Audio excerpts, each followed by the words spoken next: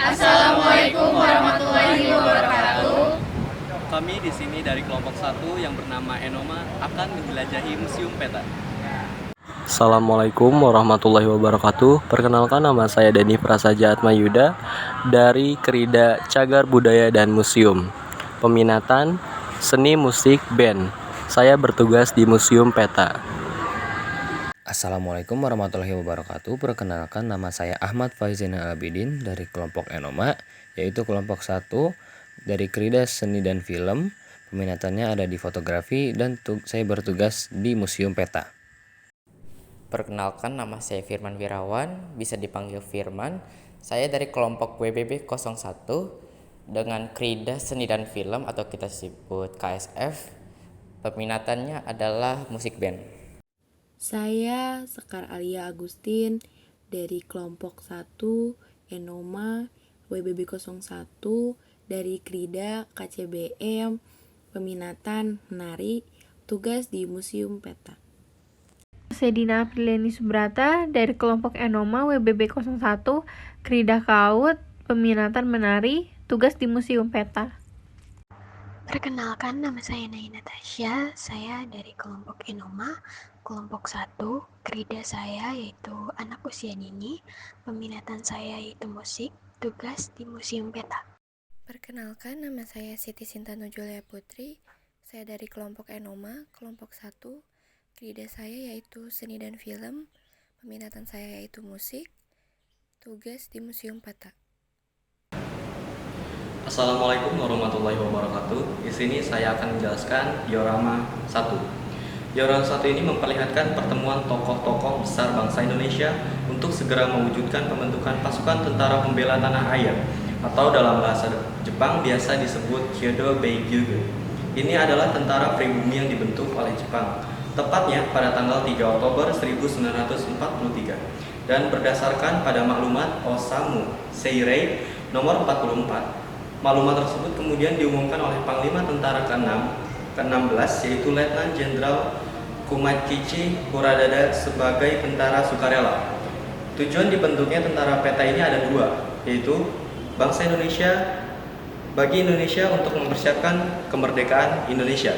Kemudian bagi Jepang itu untuk membantu melawan sekutu. Kemudian pada tanggal 15 Oktober 1943 di Bogor, dimulailah latihan calon perwira tentara peta angkatan pertama. Banyak lulusan dari Sein Dojo atau Pusat Latihan Pemuda di Tangerang. Selanjutnya mulailah merekrut para pemuda yang berasal dari daerah meliputi daerah Jawa, Madura, dan Bali.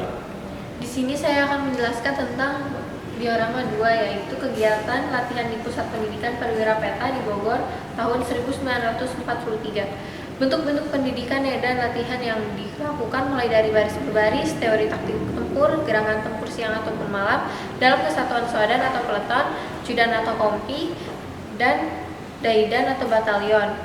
Juga ada latihan bela diri yaitu sumo, jukenjutsu, dan kedo, taiso atau senam, dan renang uji mental.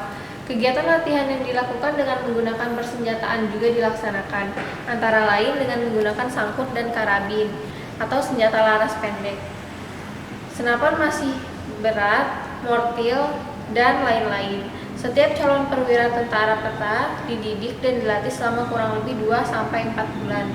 Dan sejak saat itu di 20 karisidenan yang ada di Pulau Jawa, Madura, dan Bali disusun dan dibentuk daidan-daidan atau batalion-batalion infanterie, dan hingga tahun 1945 jumlah batalion yang dibentuk sebanyak 69 batalion selama kurun waktu Oktober 1943 sampai dengan Februari 1945.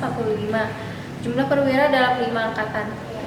Diorama 3 tentang pembentukan batalion-batalion daerah Jawa, Madura, dan Bali. Diorama 3 kegiatan memproses atau menginformasikan para pemuda dari segala lapisan masyarakat menjadi prajurit pembela tanah air atau peta. Mereka berasal dari Jawa, Madura, Bali, dan kegiatan dilakukan di asrama daidan atau batalion di daerah masing-masing. Dari mulai disusunnya regu-regu, peleton-peleton, kemudian diganti dengan pakaian seragam, digunduli, dilanjuti mengikuti latihan keprajuritan. Para pelatih sepenuhnya terdiri atas perwira-perwira lulusan pendidikan perwira Museum Peta di Bogor. Ya. Selanjutnya yaitu diorama 4, di mana di sini adalah aksi pemberontakan peta di kota Blitar pada tanggal 14 Februari 1945. Seiring berjalannya waktu, para anggota tentara peta menyadari serta merasakan kejanggalan yang dari pemerintahan militer Jepang. Karena Jepang memperlihatkan secara terang-terangan bentuk penjajahan di muka bumi Indonesia. Jepang telah mengambil hasil alam dari Indonesia dan melakukan kerja paksa Promosa untuk membangun sarana demi kepentingan penjajahan. Akibatnya, kesengsaraan rakyat seperti sulitnya mendapatkan bahan makanan, pakaian, serta penyakit yang mewabah terjadinya, di mana inilah yang menyulut kemarahan tentara peta. Dan terjadilah pemberontakan peta di Blitar pada tanggal 14 Februari 1945 yang dipimpin oleh Sudarjo Supriyadi. Meski tentara peta diajari oleh Jepang cinta tanah air, sedangkan masyarakat Indonesia disiksa, dan Sudarjo Supriyadi berhasil membordir markas Jepang di Blitar. Setelah kejadian tersebut, Sudarjo Supriyadi menghilang tanpa jejak sampai sekarang. Diorama nomor 5. Tipu muslihat kata Giribu Taicho terhadap Shodancho Muradi. Pada tanggal 15 Februari 1945, Shodancho Supriyadi dipanggil dan akan diadili oleh Jepang untuk mempertanggungjawabkan pemberontakan tersebut. Tetapi Shodancho Supriyadi hilang. Jika dia hidup, dia tidak ada, dan jika dia meninggal, tidak ada mayatnya. Ini sangat fenomenal, sementara yang maju di hadapan Jepang adalah wakilnya, yaitu Shodancho Muradi. Muradi dirayu oleh Jepang untuk menyerah, dan Muradi menyatakan, "Kami mau menyerah asal tidak dijadikan tawanan." Jepang langsung menyetujuinya, dan sebagai tanda Jepang tidak akan melakukan apa-apa, diberikanlah katana perwira Jepang kepada Muradi. Setelah pasukan Muradi menyerah, ternyata dibohongi oleh Jepang dan dibawa ke Jakarta, diadili oleh militer Jepang yang ada dihukum mati dan dipenjara 15 tahun sehingga seumur hidup.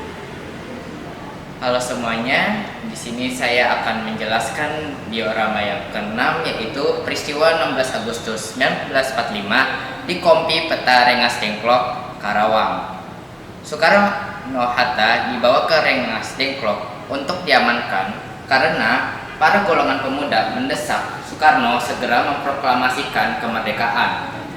Para golongan muda mendengar kota Nagasaki dan Hiroshima dibom atom sekutu pada tanggal 6-9 Agustus 1945. Soekarno termasuk golongan tua menyatakan jika ingin proklamasi harus rapat dulu dengan BPUPKI. Sedangkan dalam tubuh BPUPKI ada Jepangnya.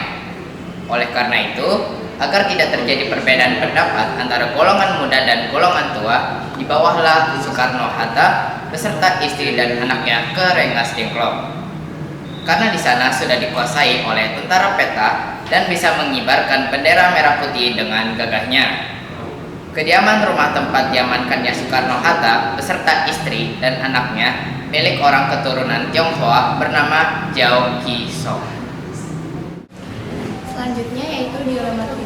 Pada diorama ini menjelaskan tentang proklamasi kemerdekaan Indonesia yang terjadi pada tanggal 17 Agustus 1945 di Jalan Pegangsaan Timur nomor 56 Jakarta pada pukul 10 waktu Indonesia Barat. Pembacaan teks proklamasi oleh Soekarno dilanjutkan dengan pengibaran bendera merah putih oleh Latif Hendraningrat Temsubun. Setelah itu, Wali Kota Suwirjo dan Dr. Muwardi memberikan sambutan. Acara proklamasi kemerdekaan Indonesia diakhiri dengan menyanyikan lagu Indonesia Raya.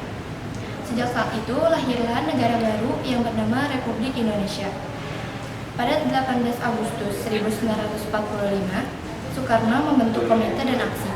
Tugas komite tersebut untuk menyebarkan informasi kemerdekaan ke seluruh Indonesia. Di sini saya akan menjelaskan diorama 8. Diorama 8 ini menjelaskan tentang Badan Keamanan Rakyat atau BKR, cikal bakal TNI pada tanggal 22 Agustus 1945.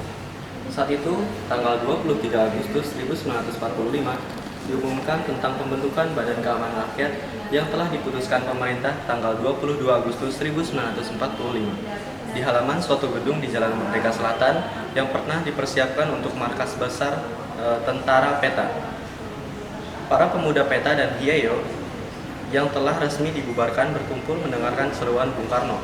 adegan menunjukkan suasana hening, tertib, tetapi penuh semangat yang berkobar di dada pemuda yang menyambut BKR.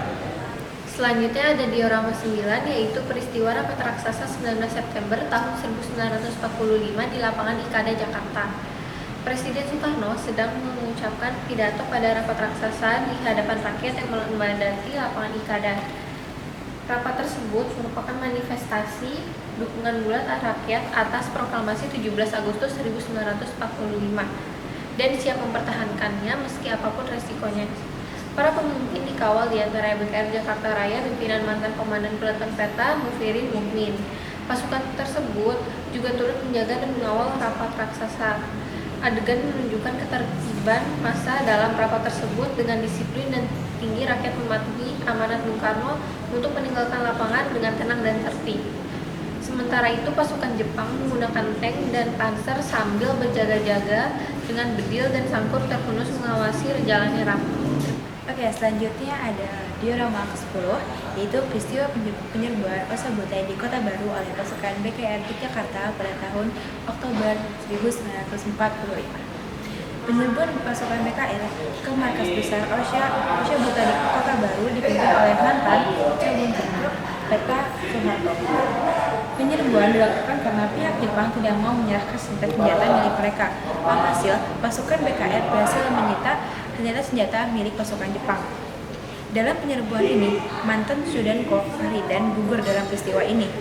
Di adegan menunjukkan pasukan BKR sedang terlibat tembak-menembak dan ganjar kepada pihak Jepang di markas Osabutai.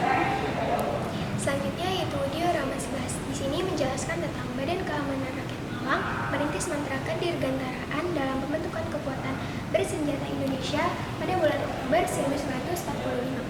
Pimpinan Badan Keamanan Rakyat Malang, mantan Judaico Peta Putaka atas perintah dari Daidacho Imam Sujai dan Kepala Staf Iskandar Sulaiman sedang mengatur dan mengkonsolidasikan fasilitas kedirgantaraan, jumlah pesawat terbang serta fasilitas perlengkapan yang telah direbut lewat pertempuran udara dan diskusi dengan pihak Jepang di Pangkalan Bukis Malang.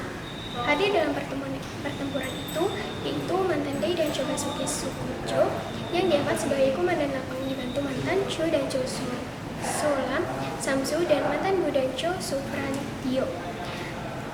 Adegan menunjukkan pasukan penjaga dan pengamanan untuk menghindari gangguan masyarakat yang tidak berkepentingan.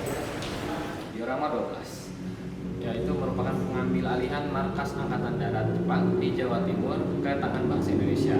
Gunung Hafia di Surabaya dalam masa pendudukan Jepang di Indonesia dijadikan markas Angkatan Darat Jepang di Jawa Timur. Lewat pertempuran dan perundingan yang alot dan banyak makan korban, akhirnya BKR Jawa Timur pimpinan Dr. Mustopo mantan Daidacho Peta Musik berhasil mengambil alih gedung tersebut yang kemudian dijadikan kantor Kementerian Pertahanan Republik Indonesia, di mana Dr. Mustopo selaku sebagai menterinya. Hasil pertempuran dan perundingan tersebut juga berupa persediaan senjata dan perlengkapan militer yang cukup untuk mempersenjatai 3 divisi tentara keamanan rakyat yang dibentuk pada tanggal 5 Oktober 1945.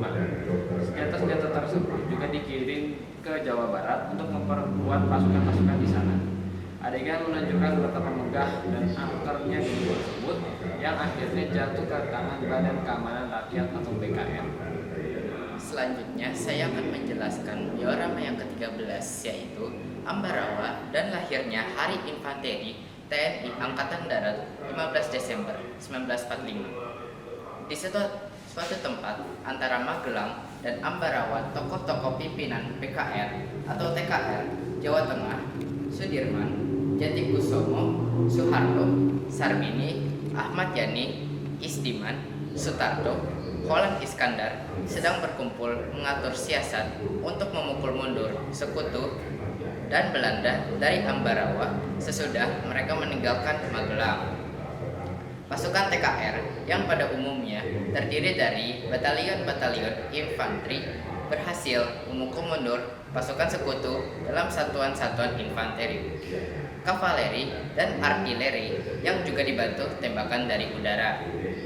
Maka, pada tanggal 15 Desember 1945, Dengan koordinasi Kolonel Sudirman yang waktu itu masih menjabat Panglima Divisi 5 Banyumas, pasukan TKR berhasil menduduki Ambarawa dan berhasil mengusir Sekutu dan Belanda.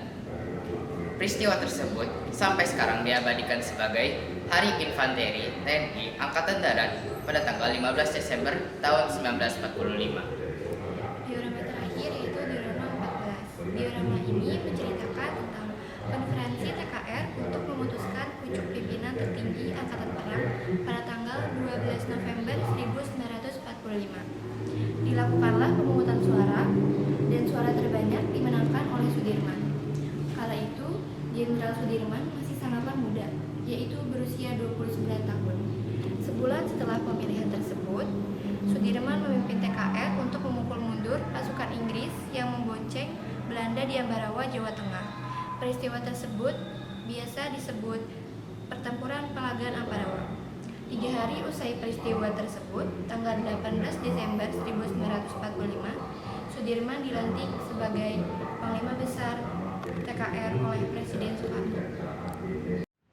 Sekian video dari kelompok Enoma. Wassalamualaikum warahmatullahi wabarakatuh. Enoma 1 berjaya.